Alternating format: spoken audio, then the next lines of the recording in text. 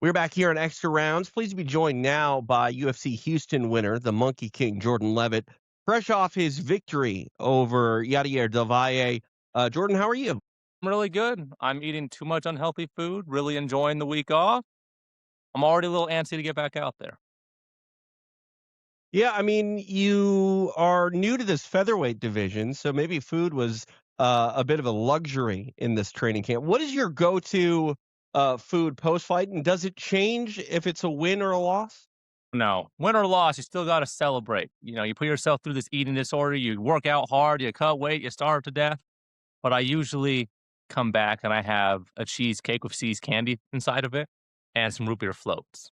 Wow. hmm Where does one get a cheesecake like that? I mean, that's like a custom order Well, my almost. wife's a great baker. So I go to the store, I get a pound of seized candies, butterscotch squares to be specific, and we just sprinkle them into the cheesecake. It's like 7,000 calories, maybe more than that. It's worth it. Are you like 170 pounds a week out from your fight? Like, what are we talking about? How much weight are you putting back on from this cheesecake alone? Oh, I mean, it's at least 2 pounds of I'm gaining from that cheesecake, and that's not even counting the root beer floats, it's not even counting the chicken fried steak I'm having today. I'm probably gonna be like 170 after this week, and then I'll get back down to 165, and we'll be ready to go again. Jordan, I want to come party with you post fight. Like, this sounds amazing. You got it all figured out.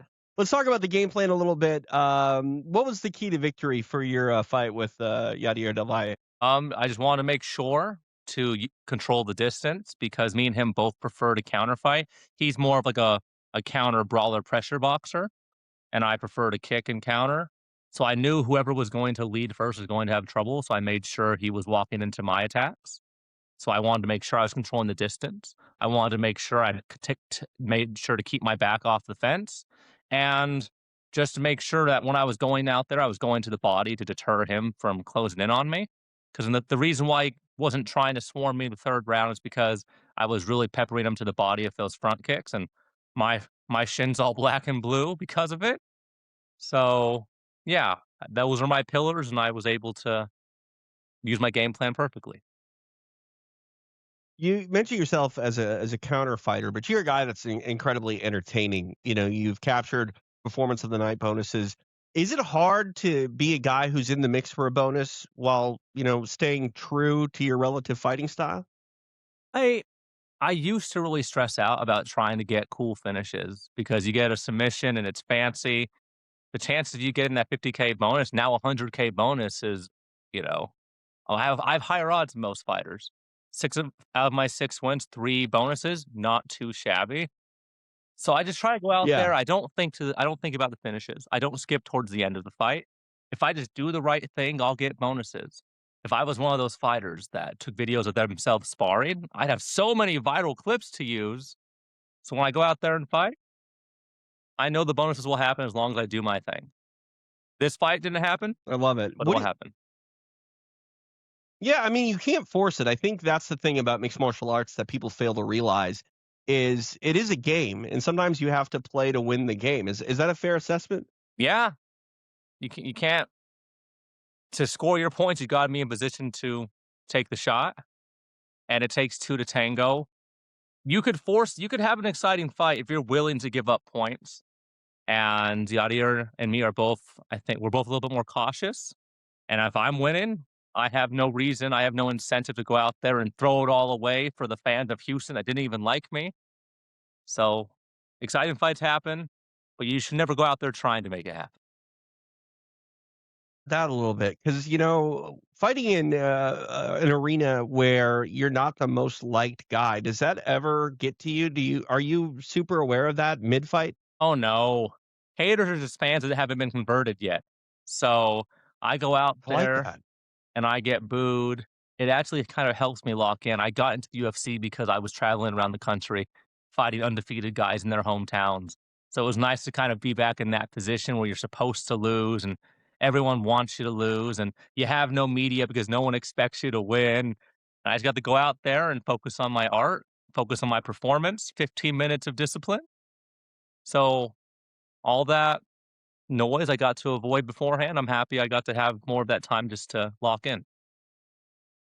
I'm a big fan of the nickname the Monkey King, but I mean, it sounds like you were playing the spoiler a lot. I mean, Jordan the spoiler Levitt, there's a nice ring to that. Yeah, and I think that's a position I'm very comfortable in, and I'm glad I'm now 2-2 as the underdog, so I gotta get a winning record as the underdog, but I like going out there and there being no pressure. When I fought Patty, I was a less of an underdog than I was for this fight, crazily enough, and I loved how 22,000 people were just booing me, cussing at me. It's a fight. It's just a fist fight at the end of the day, and it's nice to go out there and it's just like a schoolyard brawl. People are out there, they're screaming things, and you're gonna fight, and it's fun. It feels it makes you feel alive, and I'm glad I get to do what I And do. I think much like a game plan, if you stick to just being you, I think mixed martial arts fans more than any other fan, they're easily converted, as you said a moment ago. There's a lot of fights I can remember where one guy comes in booed and he puts on a show and he leaves, the hero. Do you ever foresee that happening to where you become a fan favorite? I do. I think now that I'm more comfortable in my own skin, I've always kind of been okay being awkward, being the funny guy, but I think I'm more willing to show a little bit more of my serious side, my more thoughtful parts, as opposed to just my witty and funny of the comedian. And authenticity, it's better to be in a category of one. Different is better than better, and I'm okay being different. I'm okay occupying a space that no other fighter can occupy. And I think as people get to know me, they'll grow to love me. And if they don't grow to love me, it doesn't matter. At least they're hating me for who I am. I agree with that. I think in combat sports, it's important to sort of sell yourself. You are your own product, but at the same time, it's not about making people feel good about you or making people feel bad about you. It's about making people feel. And you've done that. Maybe it's been as the heel, but I can remember a lot of heels in this combat sports game that end up the baby face. Yeah. People, it's heels are just good at getting that initial emotional response. And Right. the more Yeah. the more familiar you grow with a figure, no matter if they're unlikable, if they're ornery, you grow to care about them. A lot of my favorite characters in film and books and TV, they weren't the good guy. It's like the bad guy that just stuck around a little bit. You're like, you know what? He's an asshole, but we like him because of that. And that's you're either gonna like me or at least I hope to be the asshole that you could respect. So Hey, there's nothing wrong with a lovable, respectable asshole. I don't advocate for Jordan the asshole Levitt, though. I don't think that's a good nickname. Let's talk about your background a little bit. You went to UNLV, correct? yeah, UNLV, I have 11 credits left for my degree.